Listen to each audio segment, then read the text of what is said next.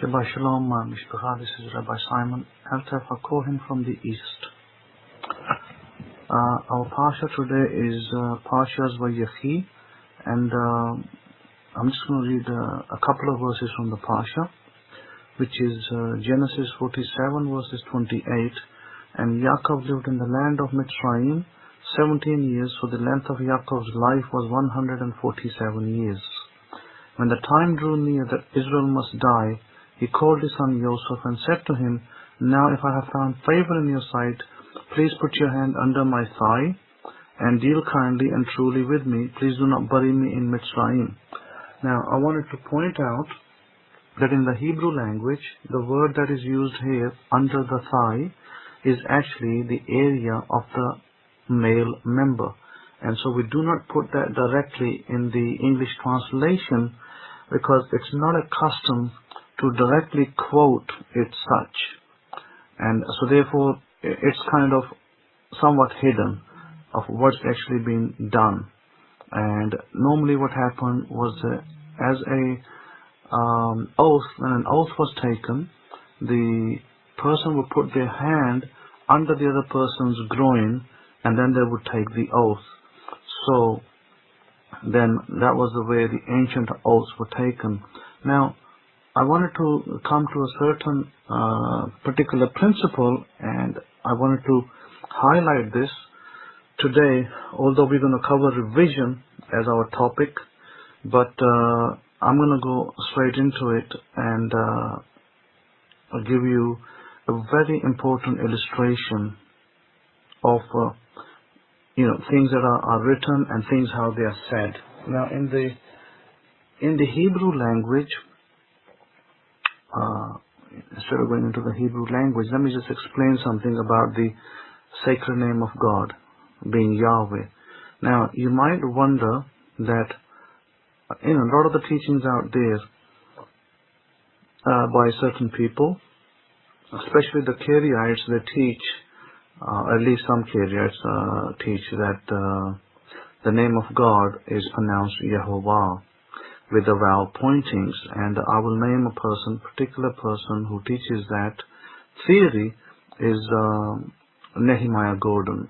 I mean, I don't really have anything against Nehemiah Gordon, but he teaches that the sacred name of God is in pronunciation terms is pronounced Yehovah, because he alleges that if you look at the Aleppo Codex and the Leningrad Codex, which are about 1,000 years old, that there are certain places in those texts of the Bible, the codexes, where the sacred name is actually spelled out with vowel pointings. So therefore, based on that, I guess his thesis is that because that is that's where the vowel points are, therefore the name was always pronounced as Yehovah, and in later times, I guess after the destruction of the temple, the name was hidden and stopped being pronounced, but the name should be pronounced as Yehovah. And I think that Nehemiah Gordon, through his research, bases his understanding on that. Now there may be other people similar to Nehemiah Gordon who say the similar things, but here is something. As you know, I don't always delve into the sacred name, because it's not an area which I feel needs to be hammered in all the time. I touch it from time to time, and I thought it was important for me to touch it, that yes, Nehemiah Gordon is correct that in the two codexes I mentioned, the Leningrad and the Aleppo Codex, were about 1,000 years old.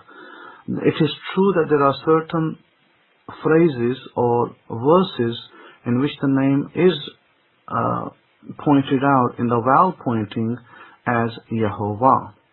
However, let me state my case, and you will find this in my lectures, I guess throughout my tenure as a teacher, as a Kohen.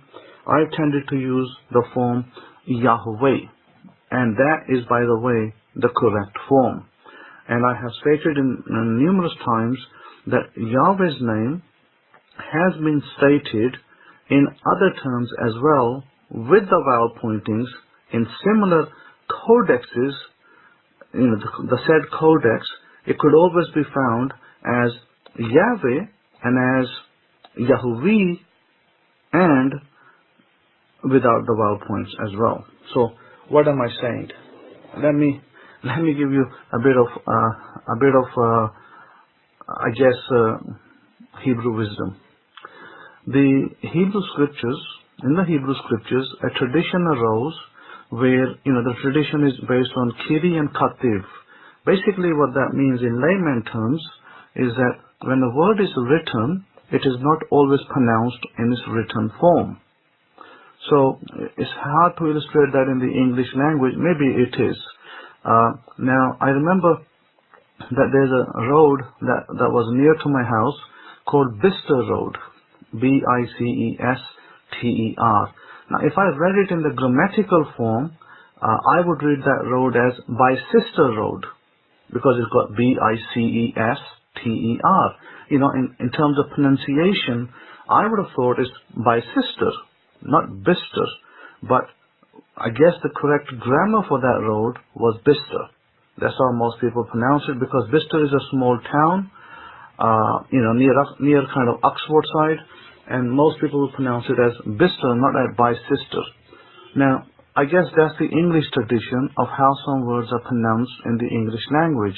Same way in Hebrew, a tradition arose with the Sopharim, with the people who write or were writing the codexes of these Bibles or making copies of them. Mainly, a lot of these people at the time were from the Karaite Jewish clan. So what they did is that they made a number of emendations, and you will find these emendations in the Abrahamic-Faith Bible. It's been illustrated in the Abrahamic-Faith Bible where these emendations have been made. And certain emendations, there's about 134 of them, and certain of these emendations are in the Torah as well, where, for instance, a certain wording is not pronounced the way it is written. Now, I want you to understand very clearly that that is a tradition, and it's something that arose much later after the death of Moses. It's not something which Moses did. To give you an example, I will point out the passage of Genesis chapter 8 verse 17. In the Kativ, in the written form, it actually says send out. But in the pronunciation form, they've not done that. So they say take out versus send out. So if you read the passage from the King James version of the Bible, Genesis 8:17, let me pull out my Genesis from the King James Version Bible so I can read it for you. And it says as such that bring forth with thee every living thing. Bring forth. Actually, that bring forth word, by the way, should really be send out, not bring forth. So Genesis chapter 8 and verses 17, where it says bring forth in the KJV, I wanted to point out 8:17 again. Let me pull it up. 8:17. Let me go back to my KJV Plus again and read that verse.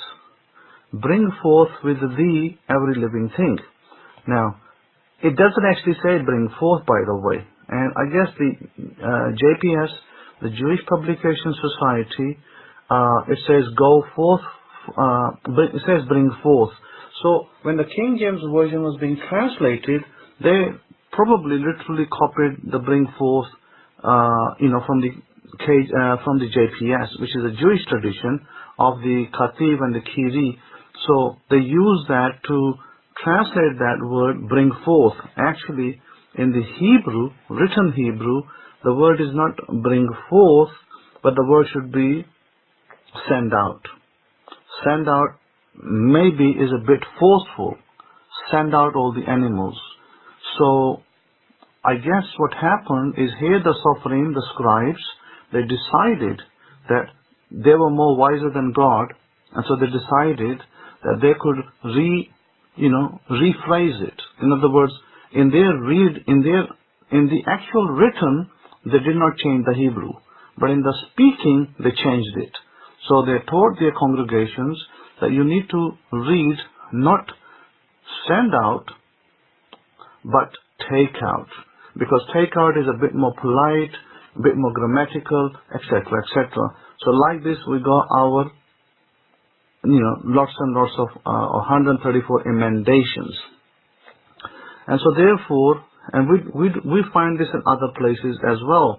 Genesis 8:17 is one example. We also find this in Genesis chapter 12 verse 8, very famous verse. I quoted to you last week, Genesis chapter 12 verse 3. Here Genesis chapter 12 verse 8, and it says, and he moved from there to the mountain east of Bethel and set up his tent.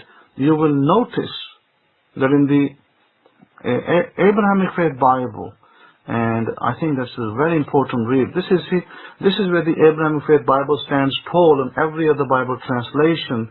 And I'm not touting my horn. I'm just making a point that this is something you need to realize, that this will help you tremendously, where, for instance, other Bibles will have these emendations not pointed out to you, and you're not going to be able to see where the changes have been placed. And this is where this Bible will actually point out the changes, and you'll be able to immediately see that, oh, there was a change here, and I didn't know. So if you read the Abrahamic-Faith Bible, it says, and he moved from there to the mountain east of Bethel, and he pitched her tent. By the way, that is a written Hebrew. But if you read the amended form of the scribes, which is not by the hand of God, by the way, it's by men who were writing the scrolls, what did they write down? They wrote down that he set up his tent, which is totally false. Totally false reading, or I won't say false reading, but it's a bad reading. It's an inaccurate reading. Like this, we have a lot of emendations. And I can go on, but I don't really want to go on and beat the dead donkey, so to speak. But what I want to point out is a name. Now I want to set my thesis for why the name is Yahweh and not Yehovah. Yes, you can pronounce it Yehovah, and I don't want to say that you can't pronounce it. You can. You can pronounce it Yehovah as much as you can pronounce it Yehovah. You can. You can pronounce it Yahweh as well, as the old Africans did. Yahweh is another form that they pronounce God's name as. You can do that. Again, there is no sin in doing so. But I just want to point out why Yahweh. Why is it Yahweh and not Yehovah? One point simply. I don't care how many books are written and how many times I tell you, oh, this and that and the third. And no disrespect to any person or the Karaites in particular, the Karaite Jews. I simply say this out of the knowledge and the understanding that God has given me as a Kohen, that all the theses that are produced to say that the name of God should be pronounced Yehovah are false. I tell you why they are false. Because every information that is used to prove the pronunciations using vowel pointing is from the Middle Ages or the 1,000 years ago. If it's from 1,000 years ago, well, guess what? That's not from Moses' time. That's not even from temple times. So this information is very late. Moses did not sit there pronouncing the name of God as Yehovah. I can guarantee you that. And I can tell you that here I have to give credit to the Christians, because the Christians did write about the name's pronunciation in the ancient times, post-destruction of the temple, and they did point out in some of their writings, or the historical writings, that the name was pronounced Yahweh. And they say it, in the written form, I-A-B-E, Yahweh, or they write it in another way, but they always tell you is in a written format was Yahweh. It wasn't Yehovah. Now, you may say, well, where did I get the idea that we have the name as Yahweh, which I told you earlier? You can find that in the book of Judges, chapter 16, book of Judges, verses 28. You can find Yahweh, you can find the term Yahweh in the book of Genesis, chapters 2, verse 4. So, if you apply the vowel point theory, but the vowel point theory, by the way, is totally and utterly false, because we did not at any point in ancient history use vowel points. Moses didn't use them, Aaron didn't use them, and none of Aaron's sons used vowel points to translate the name of Yahweh or Yehovah as such. The name became Yehovah through a mistranslation that occurred through the Christians, who actually pronounced the name as Jehovah, because they saw the vowel pointings which the Jewish scribes had done to hide the name from pronouncing it as Yahweh versus Adonai. See, what they did is they said, write it Yud-He-Vah-He and pronounce it Adonai. And so from Adonai, they translated it back, the Christian people, in late 15th, 16th century, German scholars and the such and the likes, they translated it into Jehovah. So, from that you get Jehovah's Witnesses. Later down the road, the pronunciation of Jehovah's Witnesses, and you get Yehovah pronunciation from the 1,000 years ago manuscripts. So therefore, when somebody tells you that the name is pronounced Yehovah, I would take it with a pinch of pink salt. Pink salt, by the way, is produced in Pakistan. It's got about 84 minerals in it. Very, very healthy for your body. So when anybody tells you the name is pronounced Yehovah, take it with a pinch salt. Make sure the salt is pink. And you can be certain that Rabbi Simon Alter Cohen, who stands by his word, and I do not go to, as I said before, I say it respectfully, that all these people are wrong, and they are basing their theories from 1,000 years. We never wrote the Hebrew with vowel points. They did not exist. And that actually sets the theory straight. Now you see, if the vowel points were never used, you can make the name into whatever you want to.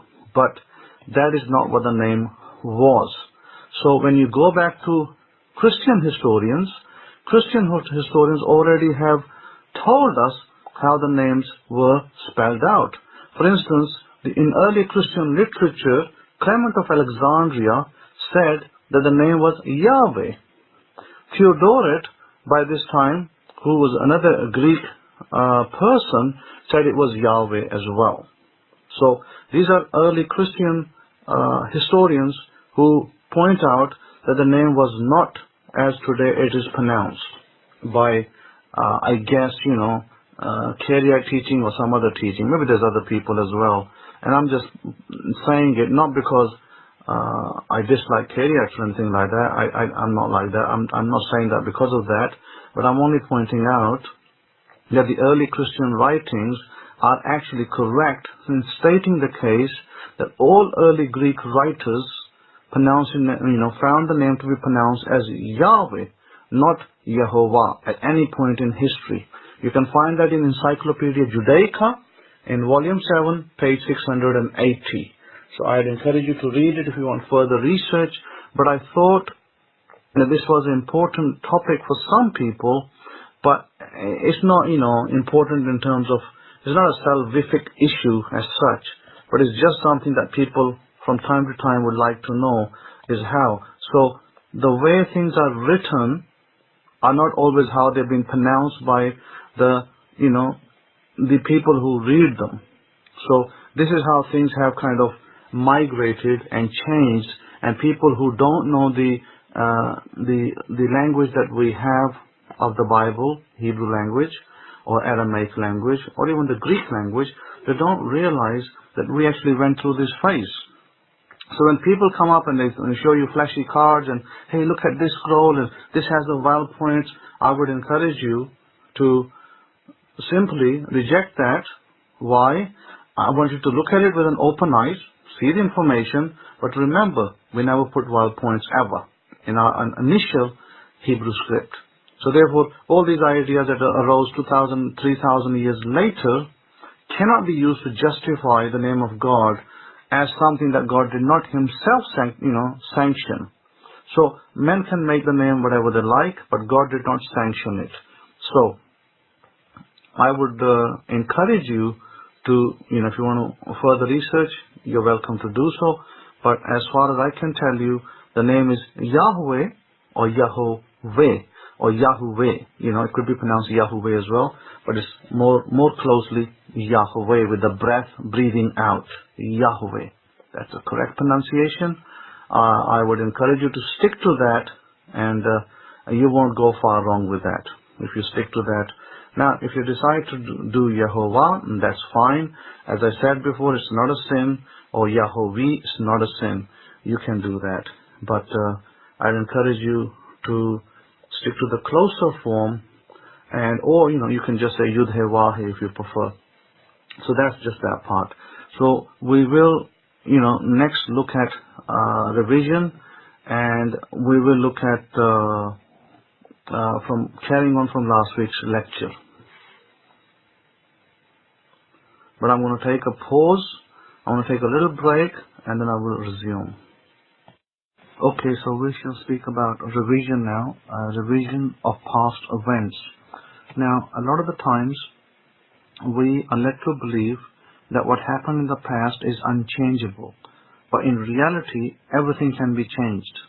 So there's no such thing as facts can't be changed. Facts can be changed, things can be changed, events can be changed. Because everything in the past, if you follow linearly, we have the past, present, and future, if you follow linearly. But if you follow eternally, there is no past, there is no present, there is no future. It's all one. It's all now. So we have to understand that there will be many events in which you want to change your past. It could be a fight with a spouse. It could be a fight with a mother, brother, sister, husband, wife, somebody else, co-worker, maybe friends that you do not speak to any longer. Anything can be changed in the past. So what we do is we call it a revision, very, very powerful technique. It's a very, very powerful technique, and I will show you the precedence of writing in the Bible as well, where it actually speaks about things like this. And I will show you that how you actually going to do this. So in a revision event, what you ultimately do is you have to sit down with a notepad and decide what is it that you're trying to revise. Understand the event and what happened around that event. Now, let us suppose that you went through an event where maybe you had a fight with a spouse and you broke up and you separated and you went your separate ways. And now, possibly after 3 months, 4 months, 6 months, whatever time period, years, you realize that you were at mistake or they were at mistake, and you wanted to rectify that relationship. You no longer want to be remaining away from each other. How do you revise it? It's very simple. What you do is you sit down and you note the events that took place in the past. Because remember, it is a memory that you have stored in your head, in your brain. That is what you keep referring back to. Every time you remember the event, you go back to that memory and you reference it. And it may, hurt your feelings, or it may bring tears to your eyes, or whatever it is.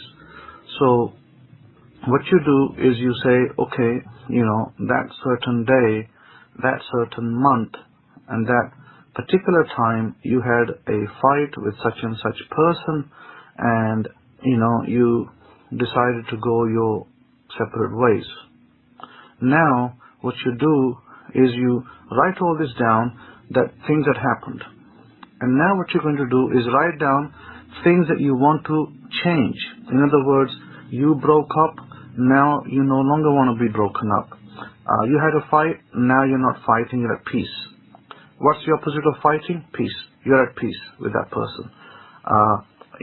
Maybe you developed hatred for that person, now you're in love with that person. So what you do is you write those points down for your reference point, because now you're going to use those points to visualize the past, and you're going to revise your memory so that it no longer bothers you, and it will change your present events completely. It's very powerful. So you go to your visualization technique and you look into the past and you say to yourself that that fight never happened.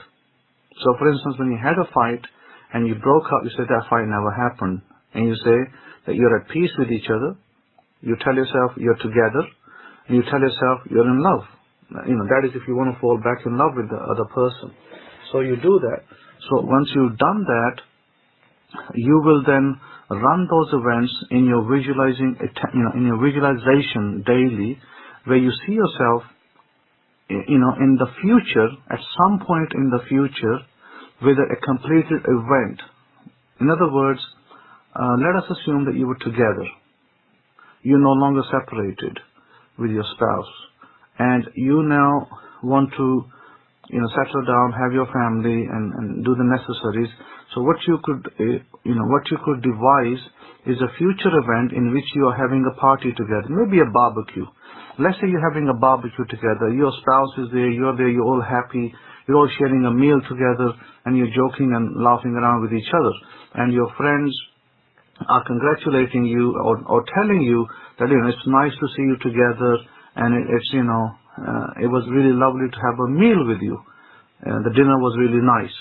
So you then run that event in your memory. You run it once. You do take 1, take 2. You can do it about 10 takes or maybe longer till it sets in your mind.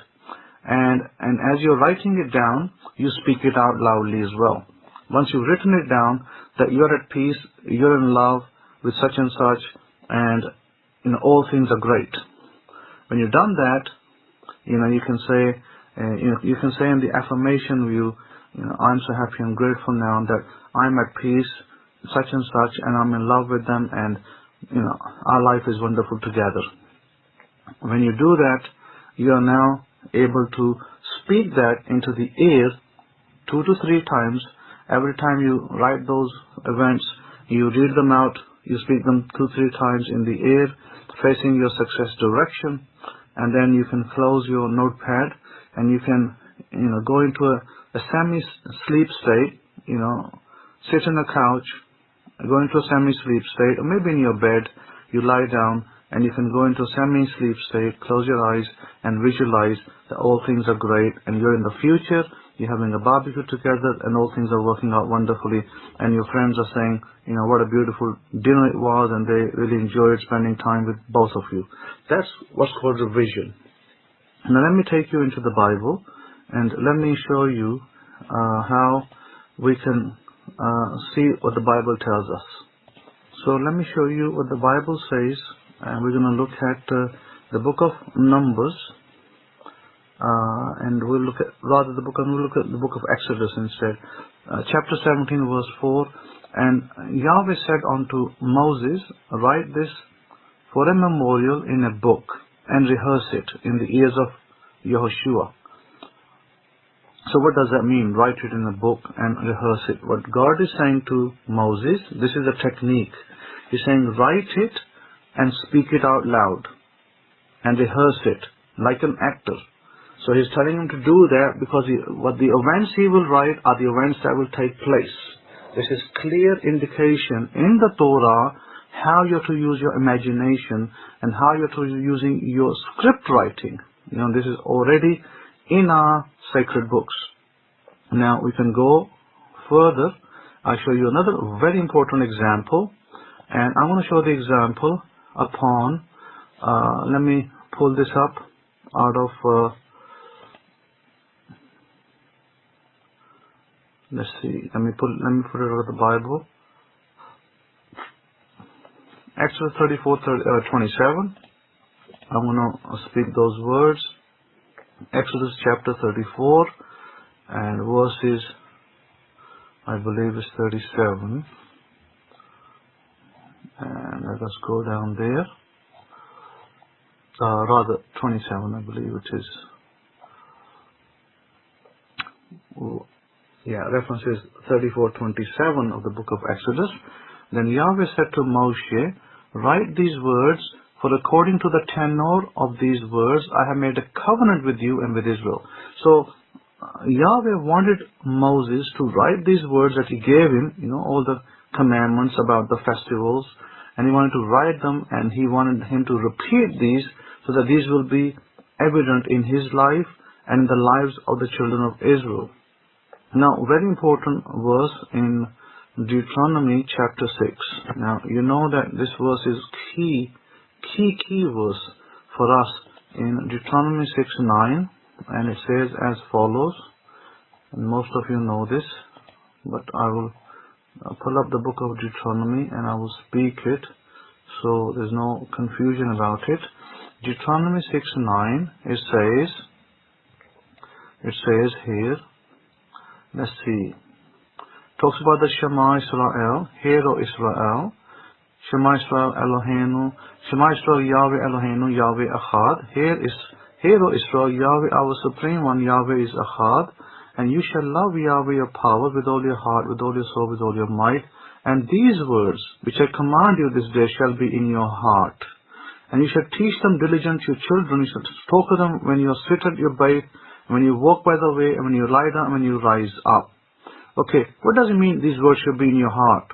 Well, he's actually not talking about the heart as such. Heart is a euphemism. It says when you command you this day shall be in your heart, meaning in your imagination. It should be in your imagination all the time that you love Yahweh your power, that you are observing his commandments, that you're doing his things. In other words, we should be visualizing these, speaking these, and we should be acting on them. That's the only way we'll do them. And then it says in verse 9, you shall write them upon the posts of your bait and on your gates. So what does that mean? Write them on the posts of your bait. Write them on the posts of your house, on your lintels, on your doorposts. And when you do that, what happens? You are supposed to be doing a script. This script, by the way, is the script that God gave us on the 10 Commandments. Hence why we scribed these. We made these engraving plates over here in copper and in stainless steel. The reason being so that when you see them on your doorpost, it's not a decorative post. It's not supposed to be, oh, how beautiful this looks. Yeah, it will look beautiful, no doubt. But it is meant to be a reminder that when you get up in the morning, you read it and you speak it. And what do you think read and speak will do? Exactly as I described earlier, you will be doing those things. You will be making them a part of your life, and God will use those to bless you back, because now you're formally entering in the Torah and doing the Torah. So my point being that when God told us to write these things down, the problem is this, that because all the so-called pastors in this world, or rabbis in this world, all they take this for is just a writing. You just write it down and you stick it up on your wall, or maybe stick it up in your living room or somewhere, or in your synagogue or in your church, and then you just glazingly pass by and have a cursory look and you continue in your business. Actually, it's far from that. The truth is this, that when you write these words down, you have to go and read them every day.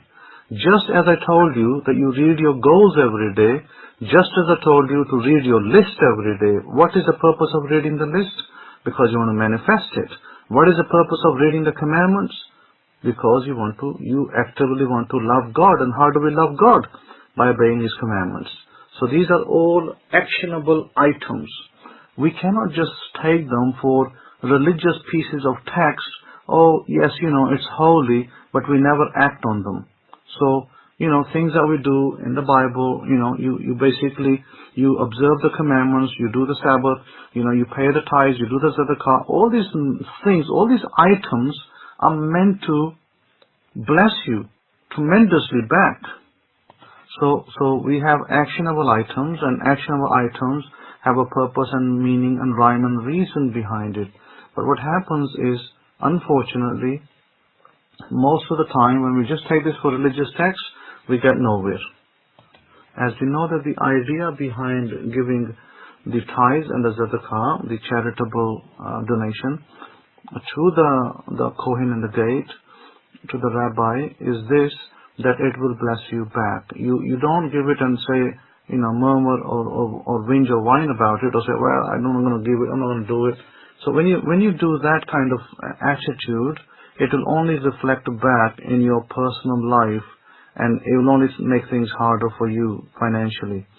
So when you give it willingly and you do it as Yahweh has commanded us, then what you will get is a revelation. You'll get a blessing back, because the money that you give out freely, the money that you get back freely, multiplied. So when you don't, then you don't get it back. See, what happens is that when we do that, when we whinge and whine, when we have to give some money, and we say, no, I'm not going to do it, oh, no, it's too much for me, or whatever. When we do that, all we're doing at that point is we are telling ourselves that I'm incapable of giving out any finance to, the Kohen in the gate or the Rabbi, and because of that, what you're basically saying is I'm poor. You see, I am poor is a very powerful statement against you, and you should never be in that statement. You should never be saying I am poor in that sense. So when you are giving your tithes and offerings, you should always be saying I'm rich, I'm blessed, all is well in my world. Then things will really shine up in your life, because everything that you do and say, it affects you. It affects your personal life. So it's, I can speak all day about this, but until you do it, you're not going to see the results of it. So I suggest you do it, and then you will see the results. And when you see the results, you will say, yes, I never knew that this was the case, and now I know that these are the results, and I'm going to follow it the rest of my life. You will never change. You'll never stop doing it, because you'll give and you'll get back. You'll give and it will come back to you multifold. So never stop tithing and never stop Tzedakah. And even if you don't have a job, if you're looking for a job, you can give Tzedakah. And Tzedakah in the scriptures, the amount that one should give if they are poor is a minuscule amount. It's $2.50 a month, at that. And no one became rich or poor by giving $2.50 a month. So imagine when you can give Tzedakah to the correct amount, which is 10% of your salary and 10% of your tithes. Imagine when you do the correct amount. Imagine the blessings that will come back to you. That is what you need to look at. And I encourage you all to think about that. Think about giving with a jovial heart and with a happy face, knowing that this is a commandment and Yahweh will bless you in return tremendously for that. Not just spiritually, physically, materialistically, relationship-wise. A lot of things will change for you with doing that. So, for me to speak endlessly about it is not going to help anybody. But what I'd like to just ask you patiently is to practice it.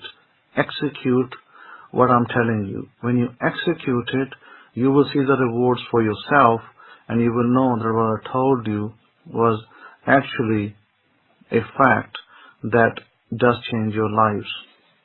So with that, continue to do that. Now I'm going to speak about a job and a revision.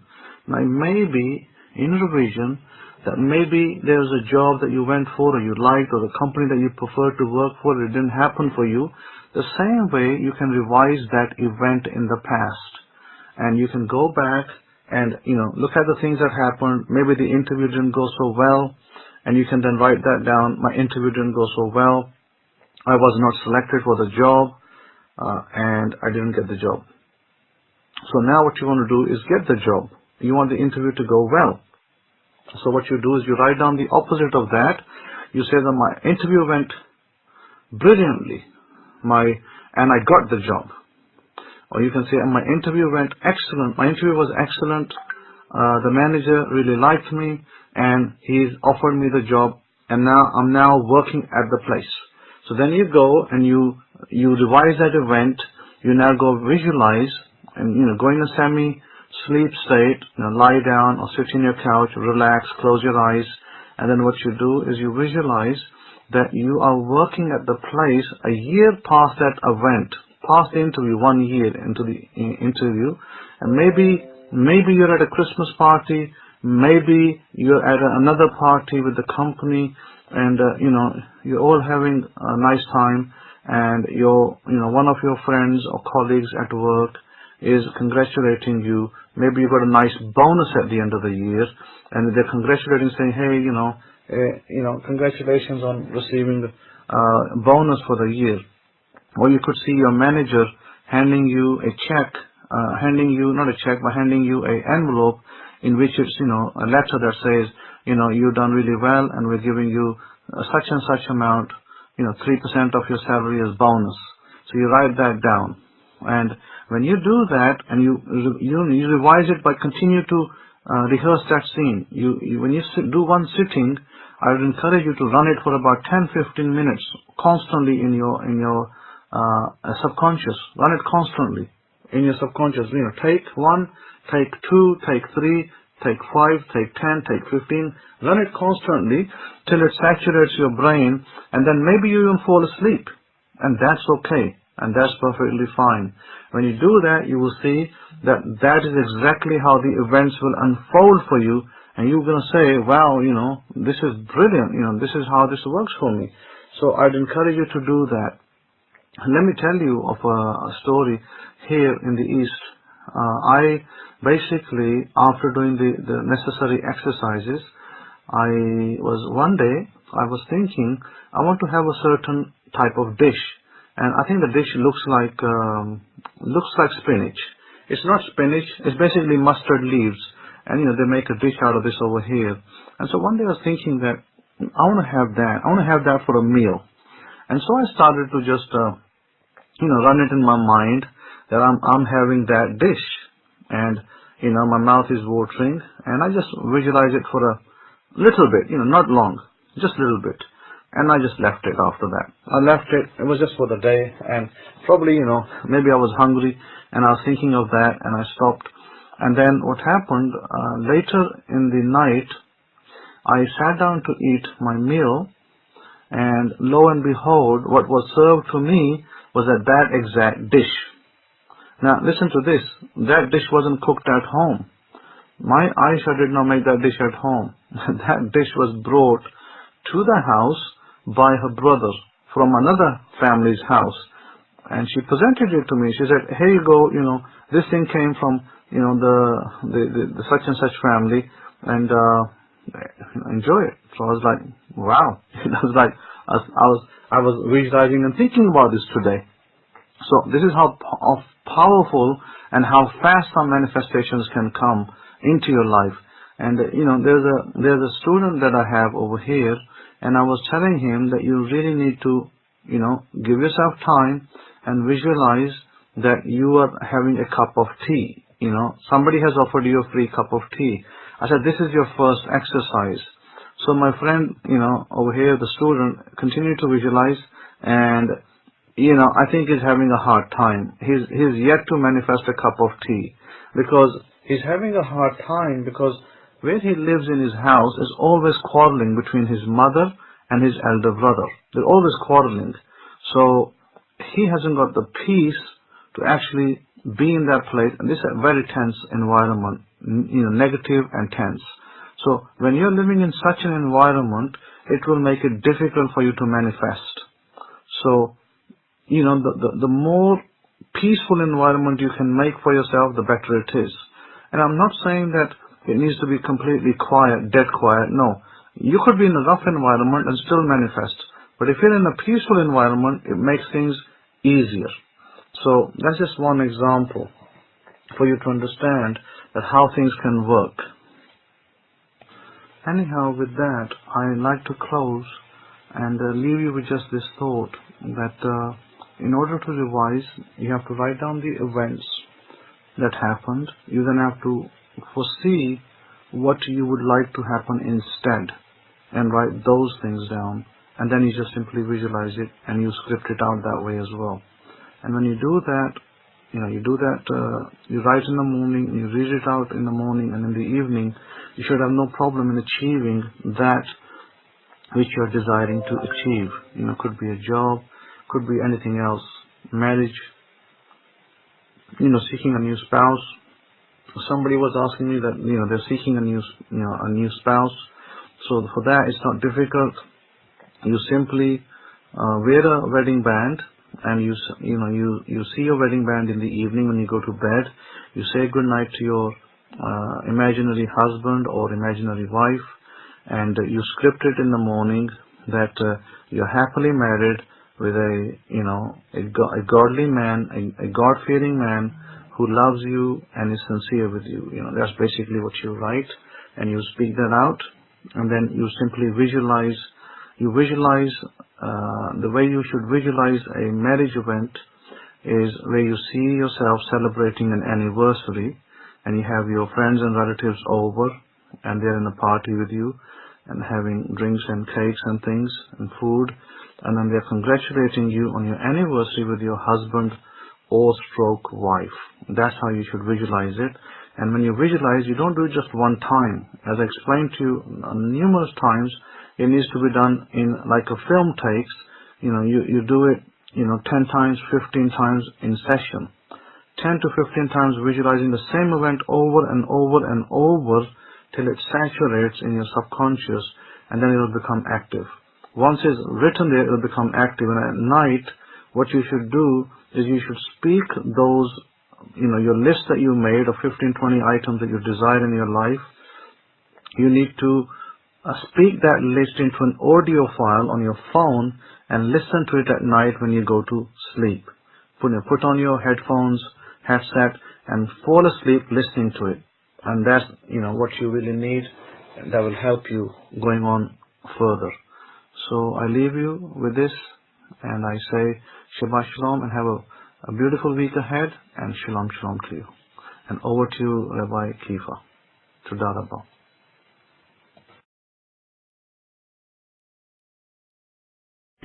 Okay, the recording is going. Baruch Hashem, Toda Rabba HaKohen for the wonderful instruction. Great lecture going forward. Great guidance and direction for where we need to go. Now, I'm a businessman, as you all know, and majority of you in this room should be businessmen and women as well. That's just our take as the family of Israel. We all in the business. How many of you understand that? Put up a B if you understand what I just said. We're businessmen now, and women, by the way. Now, what I wanted to talk about real quickly was this: is that the importance of having any kind of business and having business sense. One of the key things to having business sense is that you must be patient. Patience is one of the key things that you will need to be successful at any business that you desire and aspire for yourselves going forward. Whatever you desire, it really doesn't matter, because whatever makes you happy at the end of the day is what the business that you need to be in, is the service that you need to be providing. And yeah, there's going to be a lecture on Joseph, because Joseph going into Egypt, and what Joseph did to transform Egypt was no less than a miracle, one of the greatest miracles that you can ever see. But if you really break down the experience that Joseph had in Egypt, you'll understand that is a business model that cannot be broken. And I would encourage all of the Israelites out there, you Israelis out there, to really take heed and break down as Torah students, to really begin to understand that great business sense that Joseph had, and begin to take it and apply it. I'll give you one golden nugget that I have understood with the Joseph incident in Egypt was this: is that one of the key things to a business is that you have to, a successful business is that you must provide a service. You must be helping others. Thus, in return, you're helping yourself. How many of you understand that? Some people call it karma. They give all kind of names to it, but that is a universal principle. Is that when you provide in a service that either you're giving something that's gonna make somebody happy. How many of you know food makes somebody happy? How many of you know material things make people happy? It could be like You know, a new car, a toy. I mean, if you know, you give a children a toy, they're super happy. You understand that? And that happiness, guess what? That happiness comes back to you. You can give them just a little toy. You can buy them a Hot Wheels toy, and they're super happy. This is why, Shane, you're highly be encouraged, because your business is really providing a service. And when people see that, play with it, they're truly going to be happy. They're going to put out positive energy. So, excuse me.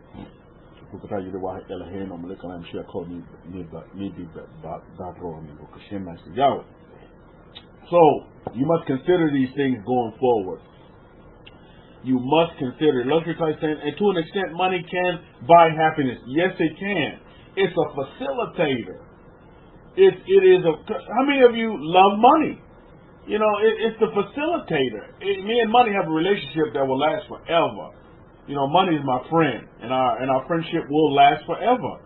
It's a facilitator for happiness, because with money you can do many things, and without money, you all know you cannot do many things. This is why most folks don't understand that the Master Yeshua, he was not a poor man, and his family was not poor. And I want you all to understand that this day. If you don't understand that, understand this. The Master Yeshua was no pauper, and he was in nobody's soup line. How many of you understand that? The Master Yeshua, Jesus of Nazareth, he was not a poor man, and he was not in nobody's soup line, and he was not going door to door with his hand out. He was not taking handouts. I mean, it's very important that you understand that. He come from a family of wealth and riches, and of stature, and of position. Believe that. All of you come from that same family of stature. You come from the family of Jacob, Mishpah, of riches, of wealth, of wisdom, Baruch Hashem. Consider that going forward. I want to light a flame of jubilation underneath you this day, and a flame of strength, because this is who you are. Be strong and be strengthened, Mishpah, this day.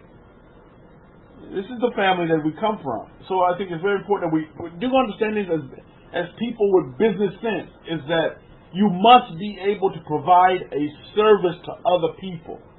Not selfish, but providing a service. Something that is needed. At the end of the day, if you provide a service that is truly in need, and believe it or not, children will always want toys. Men still want toys. Ladies, am I right? Grown men still want toys. Come on, man. I put up a T on that one. Grown men still want toys. So you got to be able to provide a service. Thus, what? What do people want? That's the first thing you need. Well, do people want this? Or is this a need? You see, this is why me designing Catans was so important. Because I realized is that designing Catans and putting them on the internet is a need for Israel. It may not be a need for the rest of the world, but those Catans, these are a need for Israel, for the men of Israel. That's just it's a need. It's a must-have. So that's a great service. You understand what I'm saying? Because I'm providing a need. More importantly, it's mandated. It's a commandment given to the Israelis. Come on now. And as I begin to read it in our prophets, I realize that, hey, maybe one day, women will be grabbing onto those ZZs that I made for the Israeli men. I'm Baruch Hashem. I'm over here dancing like David. Baruch Hashem. And I'm going to teach this to my son Nakshan, so he'll carry on this business as well. You see, it's so very important to Business 101 is to provide a service that's going to... people going to always need to eat, Mishpah. Come on, let's face it.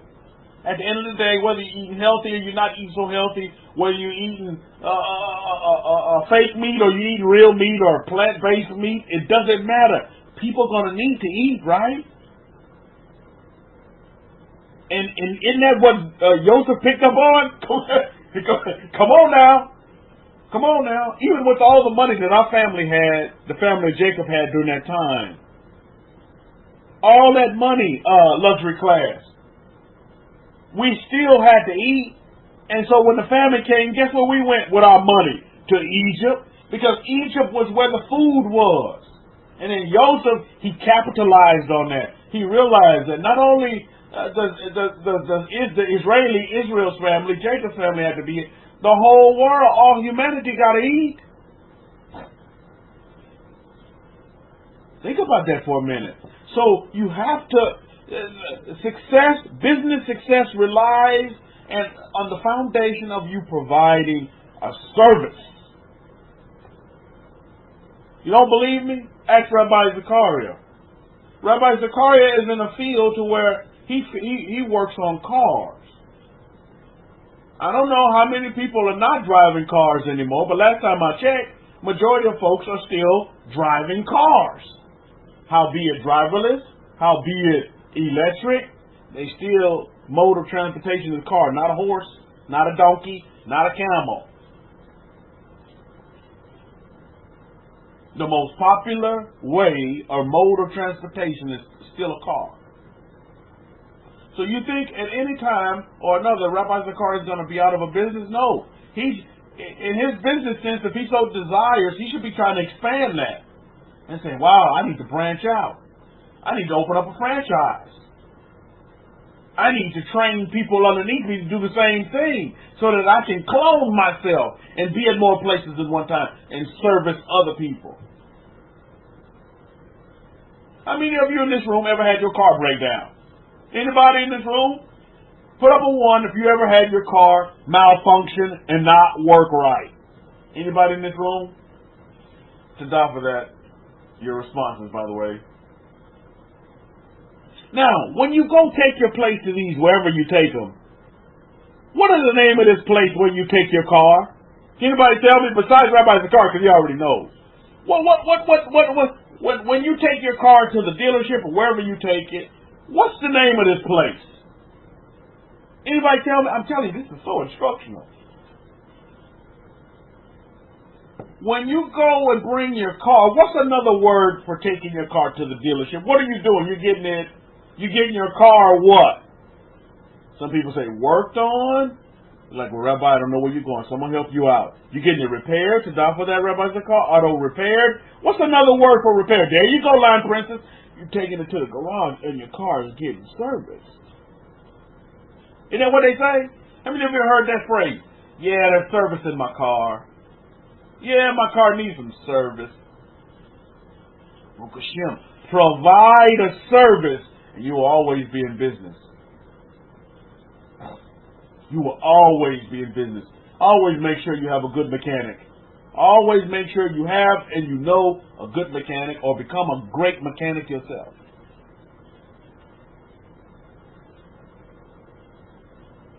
I've seen these success stories that just because out of a need and out of necessity, women, they go. How many of you heard this cliche before, that a woman and they'll go take their car and get serviced, and then what happens is that the mechanic or the dealership will charge them all these exuberant fees because they take advantage of women, because women don't know nothing about cars. How many of you ever heard this, out there, have this kind of, stories about women being taken advantage of because they're women and they don't know much about cars? So when a man comes and tells them, hey, you need to fix this alternator, carburetor, denominator, all that needs to be fixed, and all a woman can say is, yeah, because she don't know no better. Well, there's many of these stories here in America. And one woman said, I had enough of this. He charged me all this money to fix this thing. My AC broke, this, that, the other is broke, and it wasn't broke when I brought it in there. You know what she did?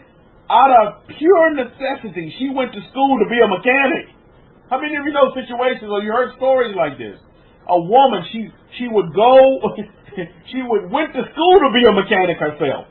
And then now she opened up franchises and started her own mechanic shop to where she could service cars the right way and show with honesty and tell people what's really wrong with your car. You know what I like about my mechanic? He tells me like this. He say, okay, look, Lamont, this needs to be fixed now. And he'll list them up. These things we can fix later, and then this is like way down the road. So what do you want to do? Do you want to fix all that, or you just want to fix the now? Any of your mechanics like that? I love my mechanic for that. Because he said, okay, look, this is what you need to fix like now. These are things, other things that I love when they do that. I love when they just say, okay, yeah, you know, okay, maybe down the road you need to do this, that. Rabbi Zakar saying, Chief Reeve, I miscalculated the longevity of the katans that you were making last week. You gave me 2 katans in 2015. And I burned them, and I buried them, don't burn it yet. And I buried them in 2019. Lasted almost 5 years. And I worked in them. Oh, Baruch Hashem. Todah for that testimony, Rabbi Zakari. Todah Rabbi. I may lean on you, family, for a testimony that's going to be put on the website. You know, a live and in color testimonies about folks who had these katans that are, you know, the Kefa katans. That are just like, my goodness, they're, you know, they'll take you into the next, and they'll take you, usher you into Israel, Baruch Hashem. Todah for that, Rabbi Zakari. A lot of energy went into those katans, a lot of trial and error, ups and downs, and that's what it's about, right, Mishmah? That's just what it's about with business. But I've been patient and long-suffering. I'm telling you, patience is so key. And if you don't see the right service, because let me just give you insider. That was my problem with the katans. I was like, my goodness, I don't like the way I see these Jews. How many of you seen the Jewish katans? Oh my goodness. I looked at them. Number one, they're not in compliance. Number two, they're not in compliance. Number two, they just don't look good. They don't have the feel to it. I looked at them. How many of you like that? You looked at the Jewish katans. You went to the Judica websites and blah, blah, blah. I'm like, wait a minute. I don't like the way these are made. And then you know what self-talk told me? Before I knew what self-talk was, you know what the Hokmah said? She said, well, why don't you just make them yourself? And I'm like, how many of you ever get those light bulb moments? I get a lot of those, and I'm grateful for them, and I'm so happy and humble to get light bulb moments. Why don't you just make one yourself? Why don't you just do it yourself? And then I began to look through the history of our people, and I realized that the commandment of the tzitzis was given to Shem. And I realized that, okay, somebody needs to keep that commandment going.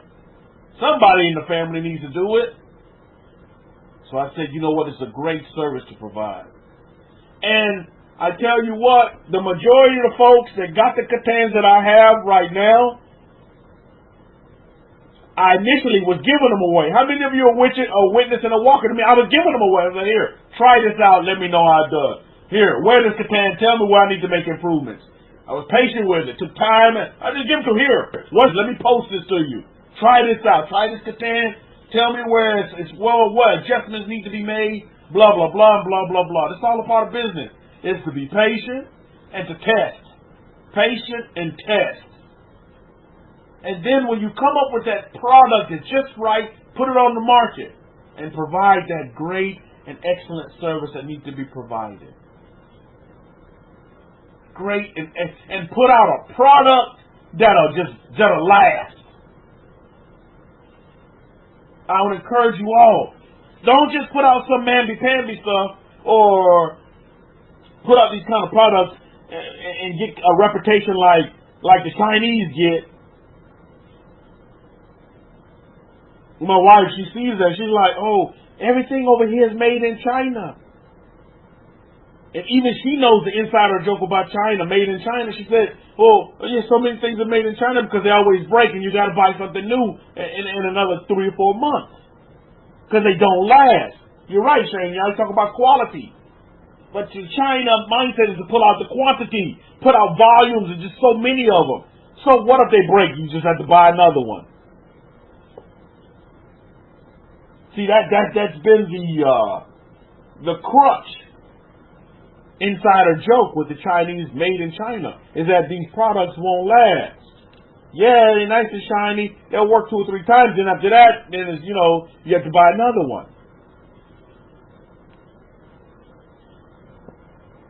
So consider these things going forward, Mr. Ha. Business sense. All you business-minded family members. And it could be whatever business, but make sure you're providing a service. Provide a service. Step number one, something that people just can't do without. Joseph knew that. And then what did people do? People wanted to sell themselves for food. Hey, I'll sell myself. And I'm paraphrasing. You done took my land, Joseph. You done took all my money. Now I'll sell myself for food. You need food. This is why I am not judgmental against any woman of the night. How many know what I mean by a woman of the night? I don't judge them because they're on the street corner and they're a woman of the night and they selling their body so they can put food on the table. You think I'm going to sit here and judge them? I'm not going to hold them in contempt. That's not my place. They doing what they need to do to manage and take care of their family. You see? I'm not going to sit here and judge them. I'm not going to condemn them. And do you know that's the oldest profession in our book? And our forefathers, our patriarchs was servicing them women as well, by the way, if you want full disclosure. We was putting money in their pockets. If you want full disclosure, you see.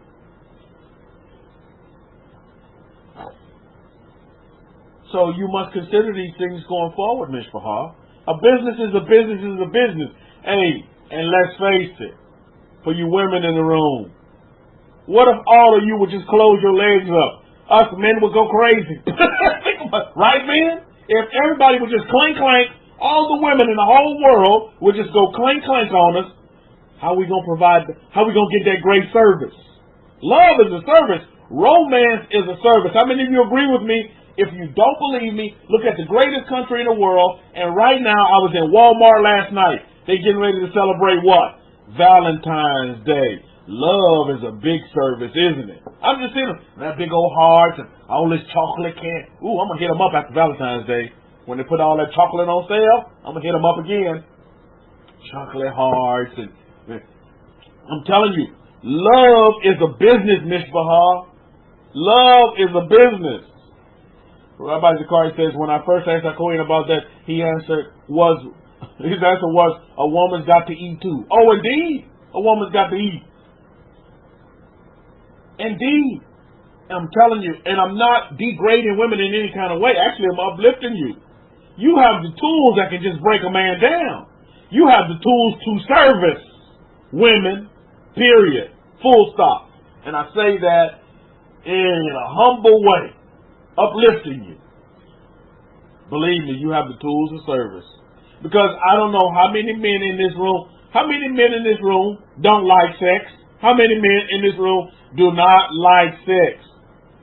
I'm telling you, men were, and full disclosure, for you listening via YouTube, there's crickets in the room. Not a one man said that they don't like sex. Come on, man. That's just real. That's the first commandment for us to go forth, be fruitful, multiply the earth up. You gonna multiply when it's clank. It's in our DNA to multiply. And now, my goodness, even the Catholic religion is starting to understand that. You can't take the human out of the man, you see. You can't take the human out of the man, and they realize, look, these priests need to get it on too. These priests need to have a family too. It's coming. I mean, you can only put so many restrictions on the human nature. But again, at the end of the day, what? The human will play out, you see.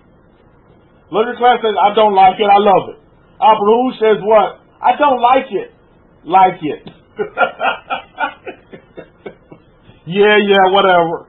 Yeah, wink to you, Abraham. Come on, family, let's just be real. We have to be real. So when we look at providing service, I mean, my goodness, women have the tools to provide service. Women have, I'm gonna put it in today's layman's terms. Women have the skills to pay the bills. That's just what it is. You have it. You have the skills. You've been equipped with the skills to pay the bills.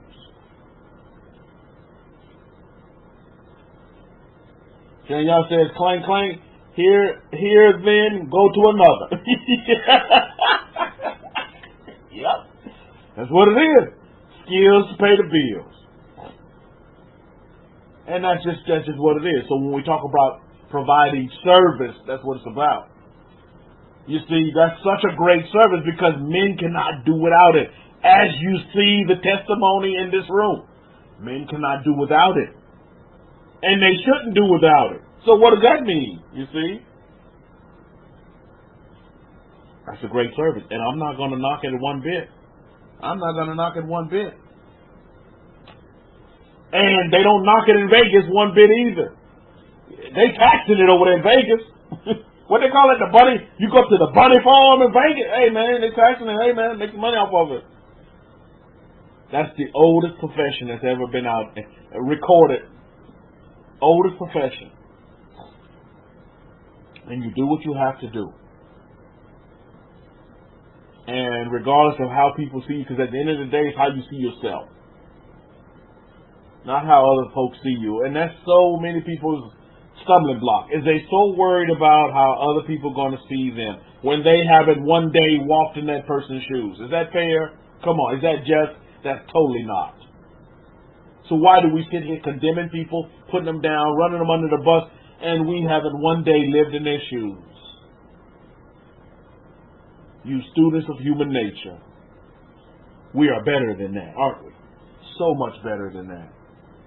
We demonstrate it in the way we live our lives by not being judgmental of anybody, but truly trying to understand. If you but one day put yourself in that person's shoes, you don't know their situation. You don't know their family dynamics. You don't know what's going on. But now that I have a son, I look at Nakshan, you know what I say? Man, I'll do anything to make sure your life is so much better than mine was. I am doing anything and I will do anything that I need to do to make sure you're provided for. And that you have a life that's better than mine. And that I leave you in a better state than what that I was in. Man, I talk that to him all the time. And I tell him that. And he sit there and he's looking at the market and he's looking at the diagrams and the charts on the computer. And I'm saying, look, see, this is how you're going to do better than I did. I'm going to leave you better than I did. I'm going to teach you to have a better life than I did. And I had a great life, so your life is going to be awesome. Because I'm equipping you with the tools that we can pass on from one generation to the next generation to the next generation. And that's so important. You see, what I just explained to you, I didn't get. How many of you are in that same boat? I didn't get that from my father. I didn't get that. This is why this generation that we're in is so important. But you see, now we can break that chain. We don't have to go through that cycle anymore. Anybody with me on what I just said? What I just described to you? I didn't get that coming up. I didn't get that. My father never told me that.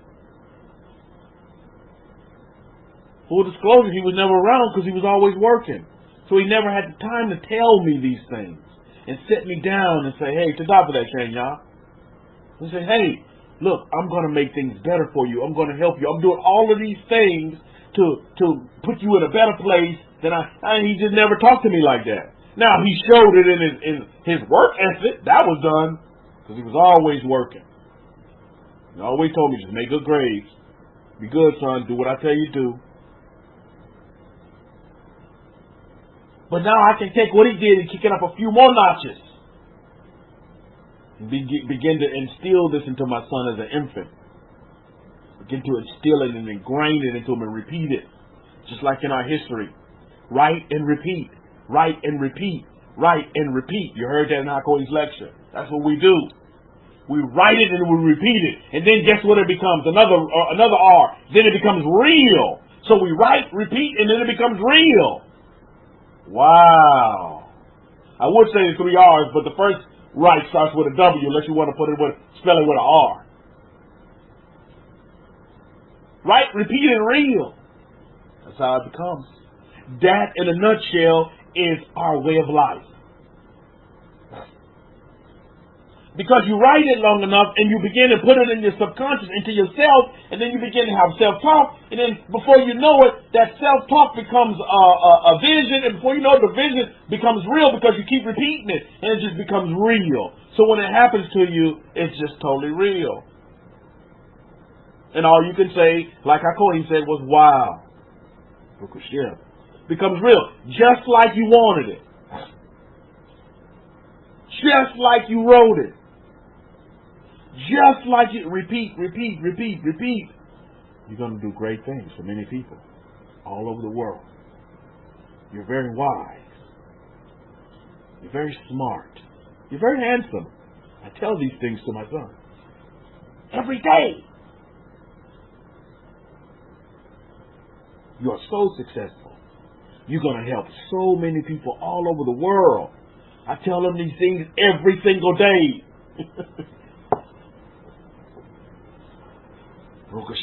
And that's what's important. So we have to begin to develop this. This is our way of living. Why are we doing these things? For the betterment of ourselves, for the betterment of humanity. And to leave this world in a better place than we found it. To leave this world in a better place than Moses left it. To leave this world in a better place than Aaron left it. To leave this world in a better place than Israel or Judah left it. You understand what I mean? We're next up. We're the next man up, the next woman up. It's our turn. It's our turn. Isn't that beautiful? But it is our turn. So let's get into it. Remember the question I asked you earlier about, keeping calm or being calm? The UK, the British have a slogan, keep calm and carry on. But I want to tell you this day, we need to be calm. Be calm. Now, I'm going to read you this bit from our Parsha readings and our history, where we are in our history right now with Yaakov. We know Yaakov is getting ready to go sleep with his fathers. We're told in Genesis chapter 47, verses 28. Again, we read from the Hidden Truth. We break scrolls of the Abrahamic-Faith Bible. Don't have that Bible, please get it. It's a great asset. And Yaakov lived in the land of Mitzrayim, in the land of Egypt, 17 years. And so the length of Yaakov's life was 147 years.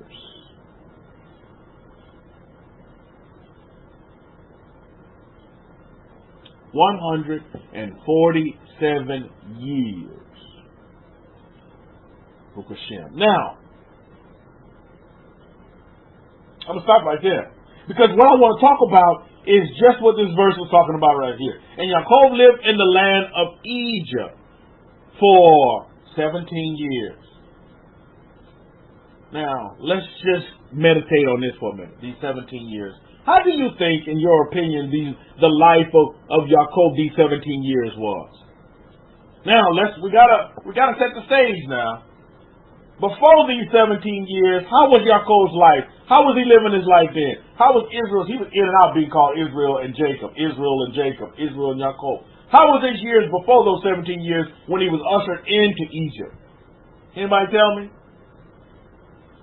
Remember we talked about, yeah, you're right, it was a time of mourning. It was 22 years of grieving, right? 22 years of grieving, thinking that his son is dead. His favorite son, Joseph, is dead. The world is going to hell in a handbasket. He was so depressed, didn't realize he still had other sons and family members around him. That didn't console him one bit. So 22 years of just mourning and grieving and sadness and depression and all that stuff on the negative side. But now look, we read right here, and then when Joseph is ushered in, yeah, what a time warp, right? Then when Joseph was ushered into, he comes into Egypt. How do you think, Jacob is feeling now? How do you think Israel is feeling now? These 17 years. Can anybody tell me? How do you think? How do you think he feels? Because remember, the whole lecture today is all about to be calm. To be calm. It's to be calm. You see, Joseph went from a state of depression, anxiety, doubt, grieving, sadness, all this negative stuff, all of this. Luxury Clan said, what a relief to see his purpose as to why he went through it. Oh, indeed. Because he's a human being just like all the rest of us. And all of us have our little weaknesses. We have our weak points. And we have our weak areas. And it seems like, man, the wife always seems to know what that weak point is. And they work on that point, and that's just like it's like the little scab that they keep scratching at. You know, it's like that, and at that weak point will just open up festivity button meter off of the charts, and before you know it, bada boom, bada bing. You do things and you take actions that you regret later.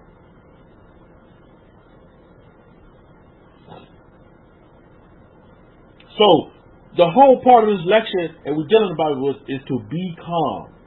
Is to be calm. Now, I want you to note something. I looked it up. I was like, well, let's look up this word calm. The word calm is not mentioned out of one time in the books of Moses. Genesis, Deuteronomy, no word mentioned. And our prophets is mentioned. Well, actually, it's not even mentioned in our prophets, but it's mentioned in the Psalms. It's mentioned in the Psalms. In Psalm 107:29, the word calm is mentioned. In Jonah 1:11 and Jonah 1:12, calm is mentioned. And then we get to the New Testament, or the renewed contract, or renewed covenant as they call it. Matthew is mentioned in Matthew 8:26. Mark is mentioned in Mark 4:39, and then Luke is mentioned in Luke 8:24. Luke chapter 8, verse 24. Now, I want you to note something with every time, if you want to go just look up, okay, well, how many times is the word calm mentioned in the Bible? I want you to note something very important. Is that every time the word calm is mentioned, water is there. Sea is there. Lake is there. Some kind of connection with water.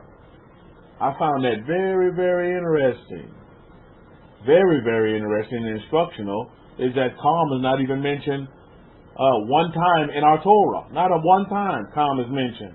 And can anybody say in our Torah, in the history of our Torah, that calm would have been, the call sign of the day, let's just say, is that our forefathers could have used some calm as they were wandering in the desert for 40 years times 40 years. Could have used some calm, right? Events happen in our Torah to where calm would have truly been, welcome, let's just say. You see? But every single time the word calm is mentioned in the Bible, it's always associated with water. I find this very, very interesting to myself as I do self-talk. And as the Imhokma begins to open up the Torah to me in this way as well, for me to understand some important points that's going to help me live my daily life. Now, what's the percentage of what's the percentage of water makeup in a human body? Anybody know? What's the percentage? As we talk about water. In the 70s, I think, somewhere 70-something. Science is saying 70, 73, 72s. It's in the 70s. Thank you, luxury class. Sit down with that. Just something to think about. Put that on the back burner for now, because we're going to go back to calm in a minute. But I just want us to look at Joseph's situation in the time of Egypt, and how Jacob was, or how Israel was, as we just read in this verse right here in Genesis chapter 47, verse 28. And Yaakov lived in the land of Mitzrayim, in the land of Egypt, 17 years. Those 17 years that Joseph lived in Egypt, how many of you agree with me? These were happy times for Joseph. Anybody agree with me? Anybody disagree? These were happy times for Joseph. Joseph was at peace. He was at calm with himself. He was definitely living large.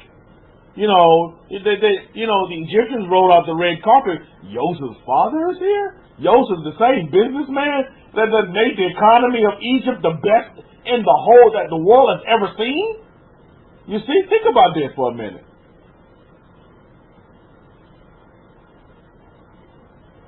So we begin to see now Joseph is at peace with himself.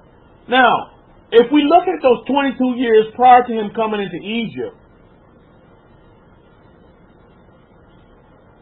What was the motivating factor that made Joseph lose the spirit, lose the chokmah, lose his joy and his peace and our garden settings? I mean, what happened? What made him do that? And so when I began to ask myself this question in my self-talk mode, I began to realize that it was what? That it was the way he thought. That's the only thing that changed the man. The man physically didn't change. It was how he thought. Well, he thought that his son was there. You get it? It was his thinking. It was his thought. And then his thought began to manifest in all of these negative energies, these negative characteristics that had surrounded him. And began to weigh on him like a weight. How many of you can empathize and sympathize with Joseph, as you've been there at one point, to where these negative energies weigh on you? Some people call them spirits.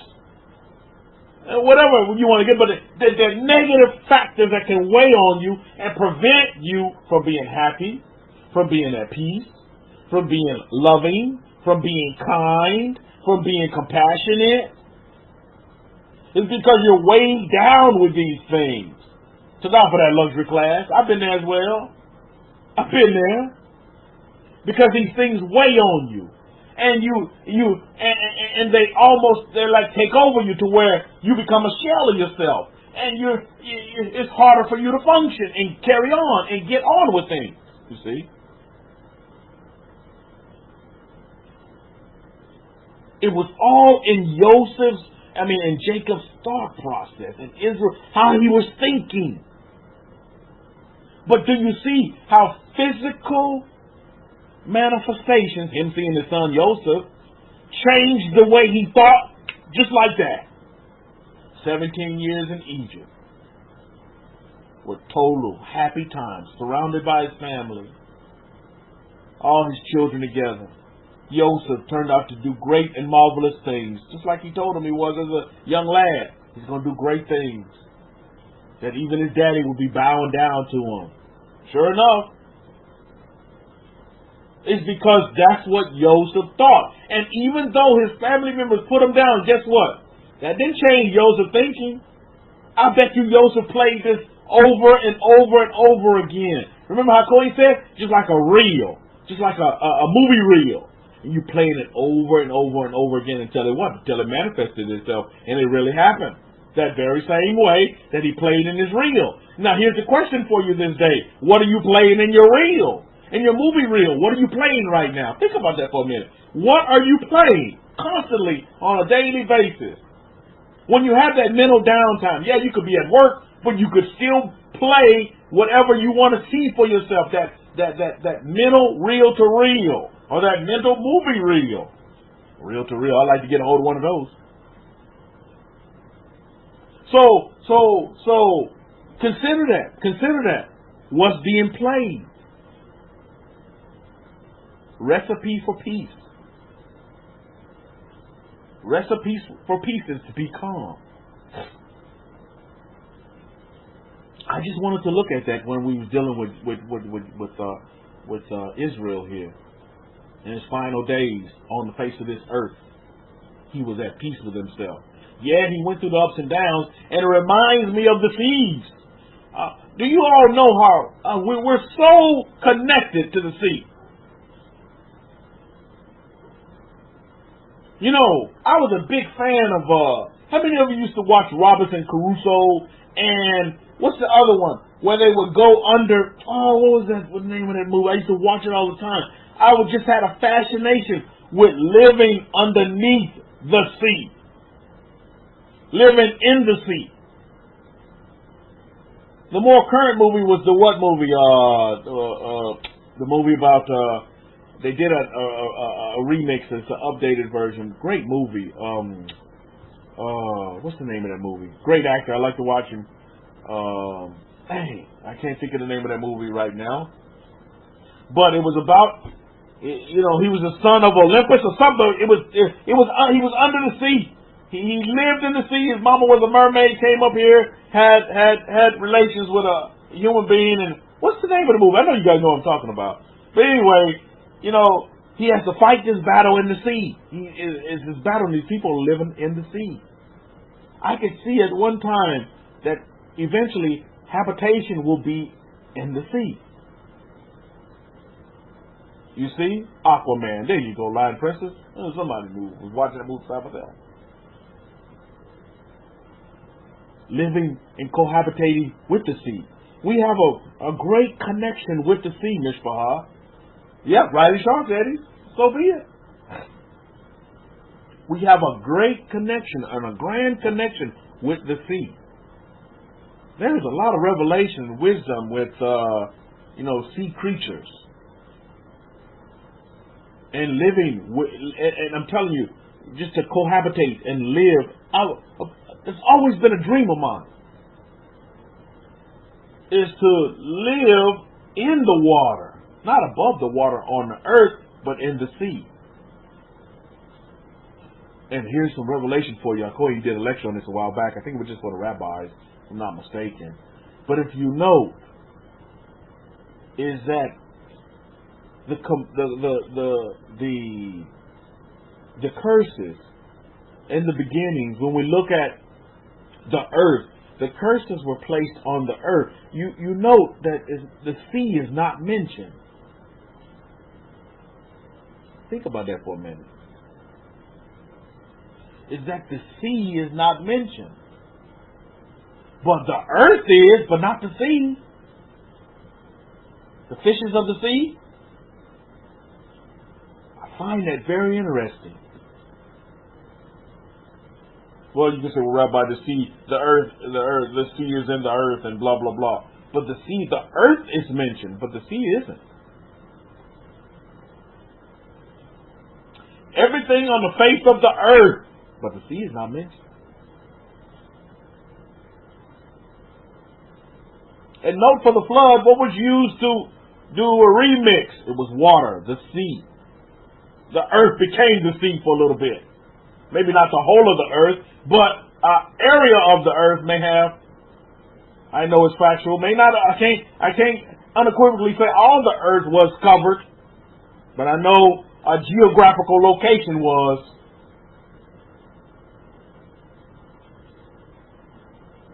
Water, just like fire, is very powerful. So let's continue on. Now I want to take you to the Master, Yeshua, Jesus of Nazareth, and give you 3 instances, and I'll read them out again so you can have them and go and research them yourself and really study them. 3 instances where the Master, Yeshua, talks about calm.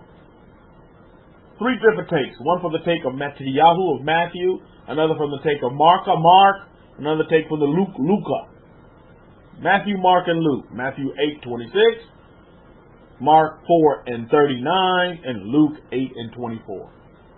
You all know the situation. If you don't, I'll tell you. The Master just began, he gave a great lecture, and now he gets in the boat to cross over to the other side, over this lake. Let's look at Matthew 8:24. We'll look at this one first, from Matthew, the Levite, by the way. We'll look at this take first. Matthew 8:24. Again, I read from the Abrahamic-Faith Bible. And behold, there arose a great storm in the sea, insomuch that the boat was covered with the waves, but he was asleep. You see, you heard it in our Queen's lecture. Just because all hell is breaking loose around you, you could still be asleep. Well, you hear people around you, why could you be so happy when everybody just lost their job? Because I'm asleep. And I don't let all these outside things faze me because I'm asleep.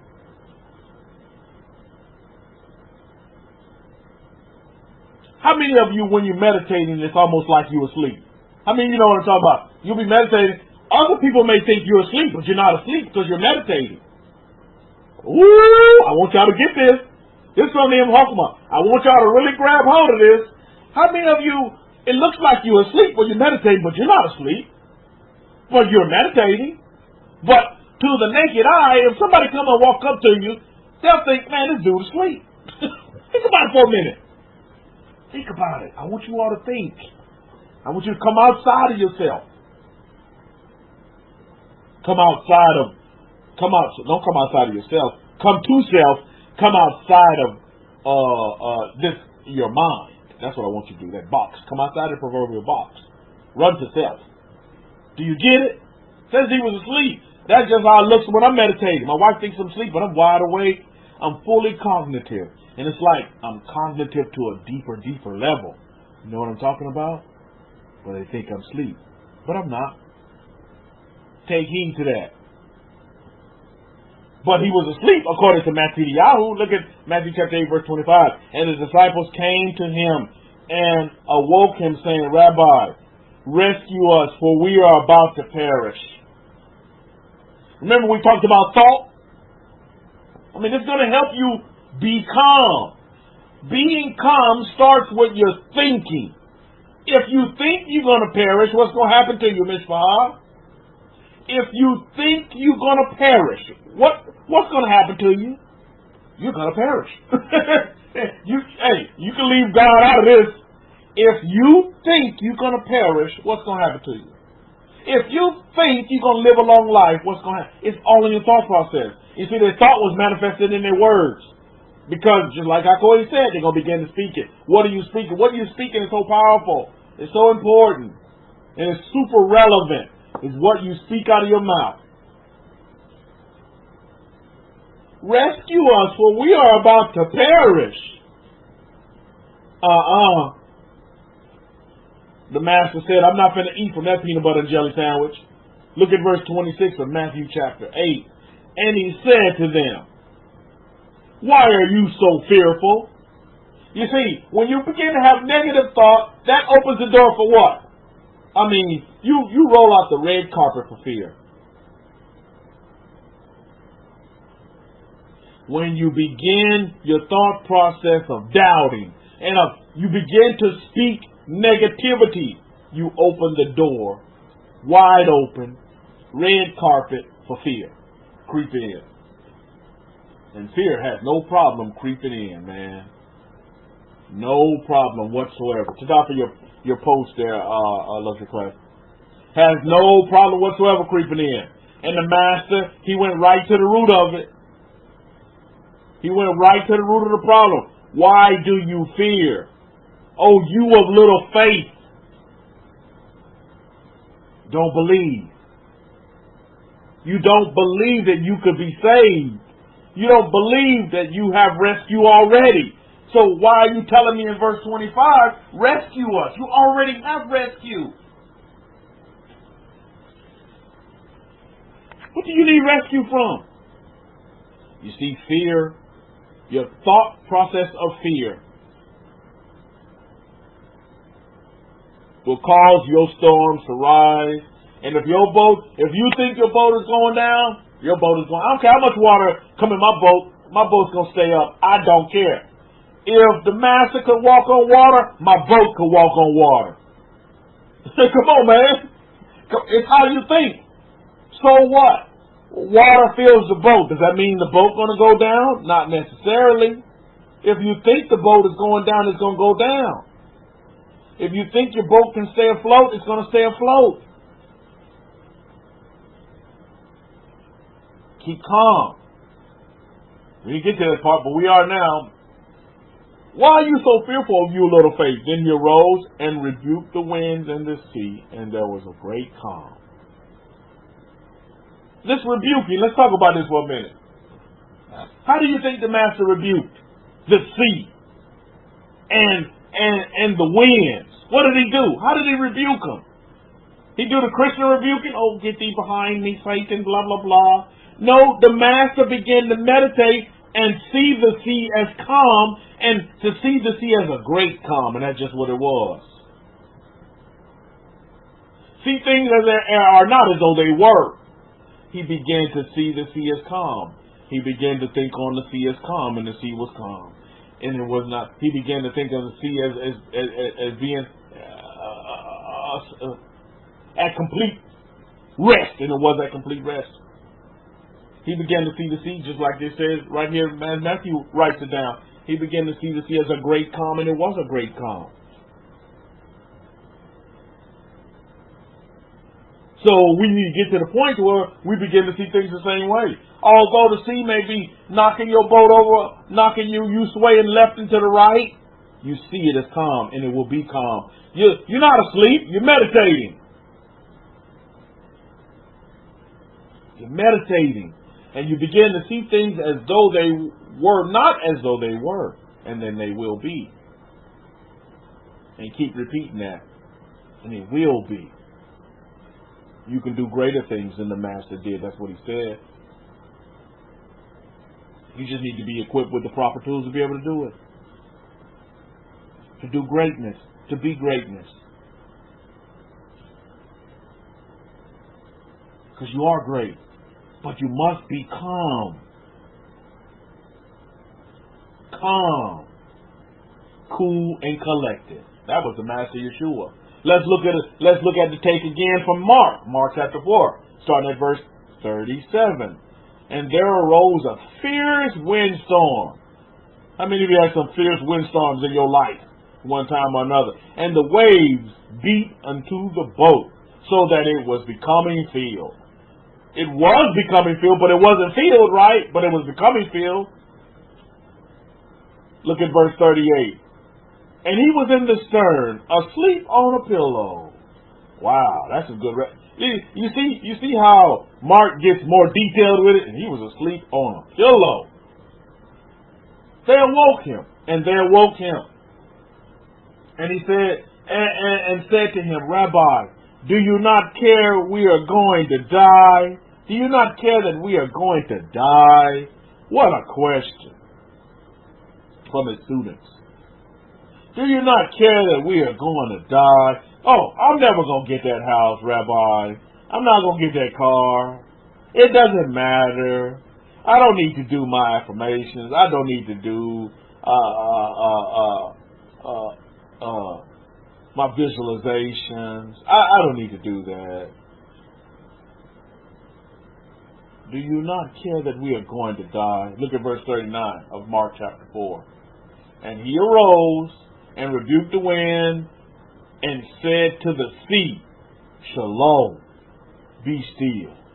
And the wind ceased, and there was a great calm. There goes our great calm again. Shalom, be still.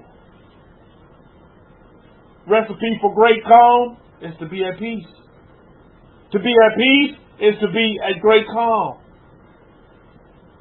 The brothers from the same mother here, Mishpahah. So you can't run around here saying you got shalom when there's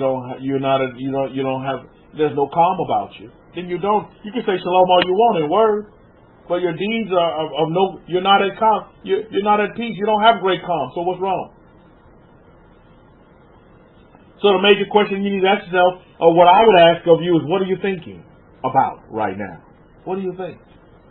What do you think? Because your thinking is what you will be. Your thinking will bring you this great calm that's needed. How many of you know, in this time, in this age right now, the most important thing that you can have about you is your peace about you. Because when you're at peace, wisdom will find you. When you're at peace, wisdom will find you. But you're going to have to find out what's the recipe for bringing you calm in your life. I asked you this question earlier. What calms you down so you can be at peace? Just like the Master says here. He says and Mark says in chapter 4 verse 39, and he arose and rebuked the wind and said to the sea. He spoke this to the sea. Look what he spoke. Shalom. He spoke peace. Because guess what? He thought peace. He was peace. He said, Shalom, be still. And the wind ceased. And there was a great calm. You got to speak to it. This is why I'm telling you that self-talk is real. You speak to it. You speak it into existence. And it will be. Whilst the students are speaking, you don't care that we're going to die up above? In verse 38? Do you not care that we're going to die?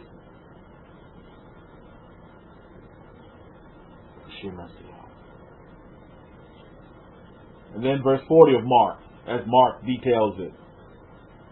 And he said to them, why are you so fearful? Why? Why are you so fearful? Reconnection. Give it a minute. It's going to reconnect in just a minute. There you go. I should be back. All right. Gotcha. Okay. We're back. Okay, great. We should be back. That was just a quick reconnection by the Power Talk side of things. So then the master, as we get back into this, calming the sea. Now, the sea can be relative. Everybody has seas in their life, right? And this is why calm has always got to be associated with the seas. Seas do what? Can anybody tell me? Give me a description of a sea or a lake. When you're on a sea or a lake, what does it do? It does two things. It goes up, right? And then it comes down. Am I correct? A sea will do that. If you're in a boat on the sea, it'll go up, it'll come down, it'll go up. That's called what? Making waves. It go up, it comes down. It go up, it'll come down, it go up. And you just got to sit there and be patient with it and learn to understand the rhythm of the sea. After you get over seasickness, you understand the rhythm of the sea. And that's what? That's all parallel with life itself. In life, you're going to do what? You're going to go up, you're going to go down. You're going to go up, you're going to go down. You're going to go up, and you're going to go down. When you understand what the sea does, you don't have nothing to be fearful of, right? Rabbi Zakari says, riding the waves. I like the way you put that, Rabbi Zakari. Ride the waves. When you understand what the sea does, what do you have to be fearful of? A sea is going to go up, it's going to come down. Sometime on the sea, you're going to have storms. You're going to have big waves. Rabbi Zakari says, ride the waves. You don't sit there and say, oh, man, these waves get high. These waves are so big, they're going to take over the boat and capsizes. We all going to die. I never went to the YMCA, learned how to swim, and blah, blah, blah. See, what are you thinking? Your thought process. But even though all this was going on, what was the master doing? He was calm. Seas beating up against the boat, water hitting it, waves hitting the blood. He was calm. Mark says he was on the pillow. Matthew says he was asleep Mark says he was asleep on a pillow. Let's see what Luke says. What does Luke give us in his account?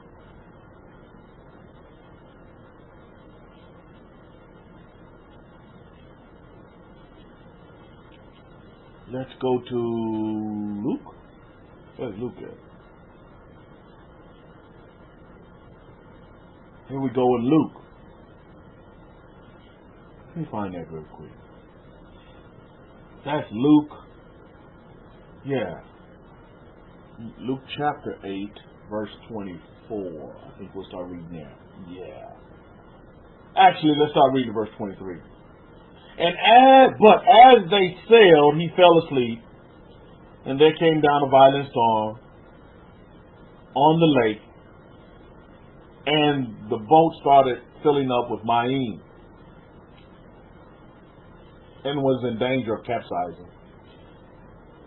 See, the boat, you see, every single time it's the boat starts filling up with water. See, the boat is not even capsized yet, but people, you see the thought process? Okay, you see, and this is important to understand. The thought process, okay, there's water coming into my boat. So, what's the next step? Now the boat's going to tip over because there's water coming into my boat. Just because water, newsflash, most boats that are on the sea, water comes into the boat. And water does. But there's always outlets for the water to go back out of the boat too. Waves. This is like waves. They built this stuff into these ships and all that. So water just doesn't stay in the boat. Yes, the water comes into the boat, but does the water have to stay in the boat? I seen on my Bugs Bunny cartoons, when the water comes into the boat, they got pails and they taking the water out. Just because the water comes into the boat doesn't mean it has to stay there. Do you get it? I hope you all get this. Because people, their thought process, okay, once the water goes into the, oh, excuse me, that was my fault. That was my fault. That's it. So their thing is, well, once the water goes into the boat, then automatically the next step is that the boat's going to sink. Don't think that way. Boy, this is great thought-provoking stuff, isn't it? Because then it tells you, okay, the water, or the boat is filling up with water and was in danger of capsizing. Well, it's only in danger of capsizing if you don't take the water out of the boat. Come on, man. But again, it's how you think, how you perceive things. And are you calm enough to see that? Verse 24. And they came to him and woke him, saying, Rabbi, Rabbi, we are about to die. Oh, that rhymes. Rabbi, Rabbi, we are about to die. No. Alex for 500. Rabbi, Rabbi, we're about to die. Then he arose and rebuked the wind and the raging waves, and the wind and the waves died down, and it was calm. The master woke up, and he began to totally go against what they were thinking. He began to think the opposite way and to see things as completely calm in his visualization, and it became what it was. And he played that reel over and over again of a calm sea, and then the sea was calm. Just that simple. But when you don't think calm seas, then what do you have? Ferocious winds and capsizing boats, because you don't think of calm seas. You don't think of smooth sailing. You don't think of riding the waves, Rabbi Zakaria. You think of boat capsizing. Water and boat. Step 2, boat will go down. Step 3, I'm going to drown. No, doesn't have to be that way, Mishpah. Look at verse 25 of Luke chapter 8. And he said to them, where is your faith? And they, being afraid, stop right there. And they, being afraid, you see the state of being? What was that state of being? The state of being was afraid. And their being afraid, what's your state of being? Your state of being today is to be calm. Don't be afraid. And their being afraid were amazed, saying one to another, who then is this? For he commands the winds and the ma'im and the water, and they obey him. Wow. You command that same power, that same energy, Mishpah. But you got to be calm. You got to be calm to command. You got to be at peace. It doesn't matter what's going on around you. But the recipe is to be at peace. And how come he said something in his lecture that's really spot on? It's to be patient. Be at peace and be patient. I like to trade the stock market. I like to trade currencies, and I like to trade the stock market. And from what I glean from my mentors that I'm under right now, my teachers, is they tell me this. What the most successful traders in the world this day are traders that are patient. Wow! That right there was revelation for me. And it made so much sense. You just sit back and you don't take a trade. You wait for your trade and you hunt your trade down and you stalk it just like a tiger or a lion stalking his prey. And you wait for that exact moment. You just don't go in there willy-nilly. Oh, trade here. No, you don't go to the trade. You wait for the trade to come to you. So you must have a lot of patience. I tell you, that was brilliant. That was revelation for me. You just sit back and you wait. But, you see, most people can't do that. They're not engineered to be patient. They want everything now. Fast this, fast food, fast eddies, fast car, fast women. They want everything fast. But when you learn to be patient, you will be the most successful trader. You'll be the most successful businessman because you're patient. And patience and peace go hand in hand. Eddies know what I'm talking about. Yes, learning to trade requires so much patience. Because you can sit there, Eddies, and you can take a trade. And that trade can go against you. So what? If you use proper money management, and you can sit on that position until it does come back around and go to it. Because just like the master teaching us about the sea, the currencies are the same way. They go up and down like in waves. Am I correct, Eddies? like in waves. And they do the same thing. So all you have to do is wait on that wave to go up to come back down, because it will. But here's the question. Can you wait on it while you're sitting on some drawdown? Yeah, and you may be sitting on some drawdown for a few months, but that's okay. Matter of fact, you might even be getting into better positions. And you might even get in more positions because you know you anticipate it's going to even fall. So because you took a lower trade size, you can go in and you can take more positions now. Do you get it? I'm telling you, it's amazing once you understand that and you realize you can be successful and you can make millions of dollars in this billion-dollar market called the currency market. It's bigger than the stock market. The currency market makes billions of dollars daily. Exchange of billions and billions of dollars in currencies. I want to be a part of that because I am a billionaire.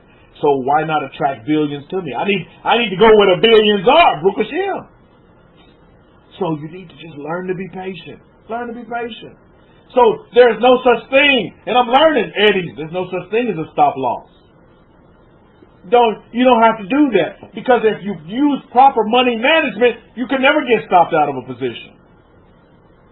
Think about that for a minute, Eddie, because you can always go back in and take another position. That's, if it goes against you, I'm telling you, there's no such thing as a stop loss in my world. I don't stop loss. No such thing, because I'm a patient trader, and I'll wait. And I use proper money management. So I'll wait. I'll take a 0.001 trade. 0.01 trade and just sit on it. If it goes against me. And then put in some more trades. When I see it, okay, now it's getting ready to come back down now. Take some more positions on it. In that same direction I initially went in. So you don't have to put a stop loss and get stopped out.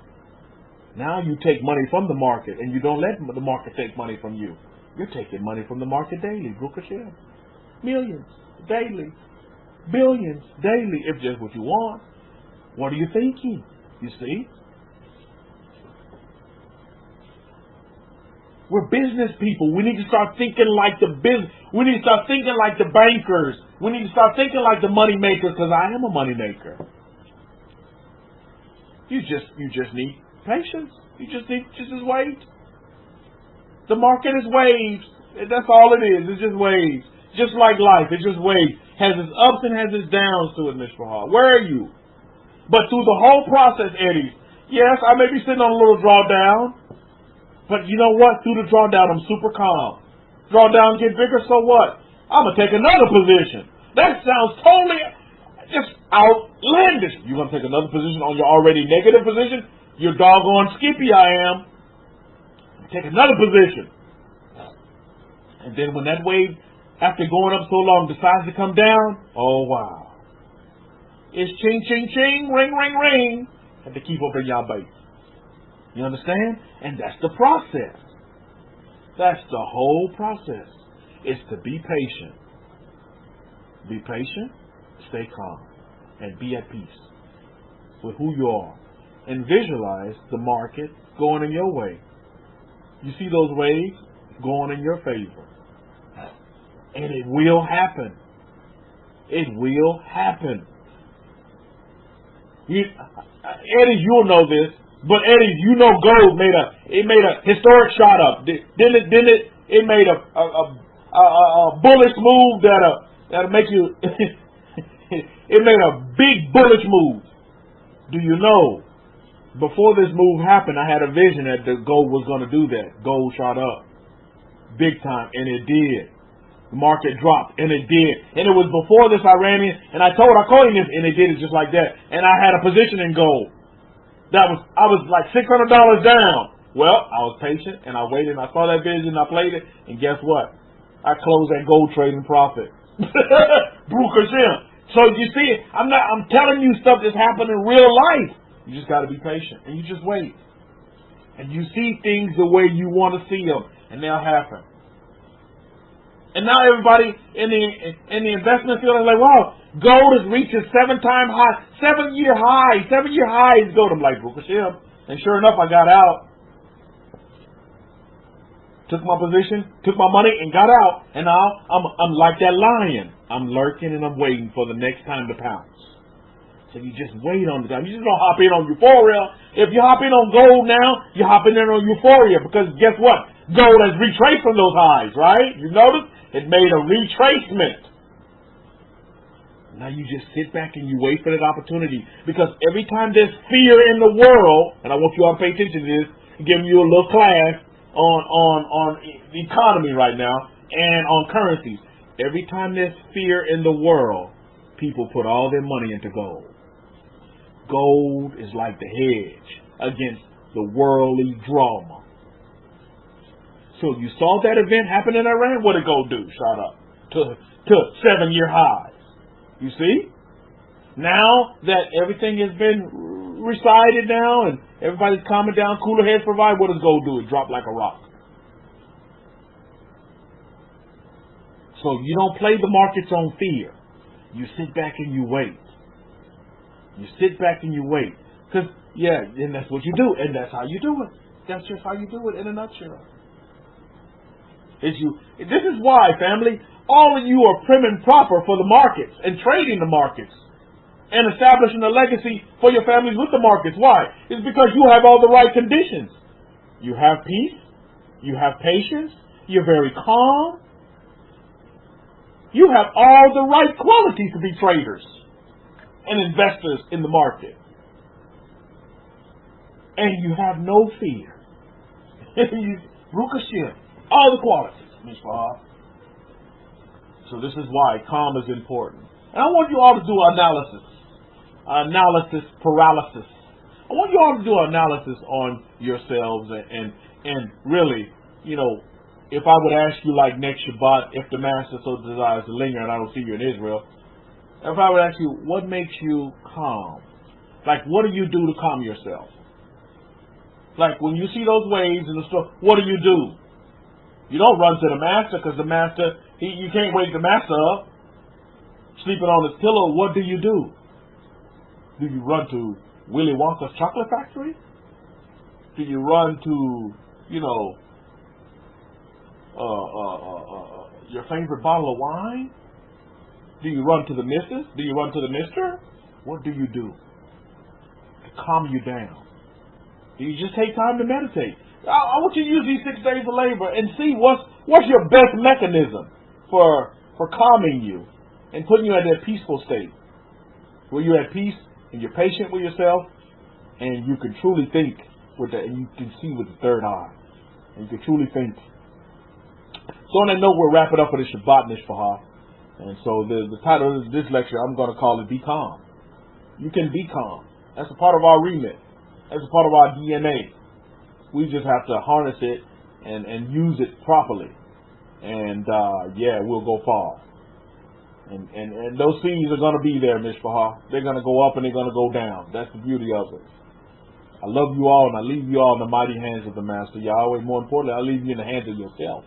I'm leaving you in the hands of yourself. What are you going to do with yourself? That's the question going forward. You're going to do great things. That's what I desire for you. Great and marvelous things for your families and for your countries and for humanity. So we give thanks to the Master. If the Master so desires to linger, I'll see you next Shabbat. Same bad time, same bad channel, 9 o'clock Central Time, here in the sunny state of Texas, San Antonio. And Shabbat Shalom and Shalom Shalom to all of you. Have a great week ahead, Mishpah. Awesome week. Shan Yah, Shabbat Shalom to you, baby.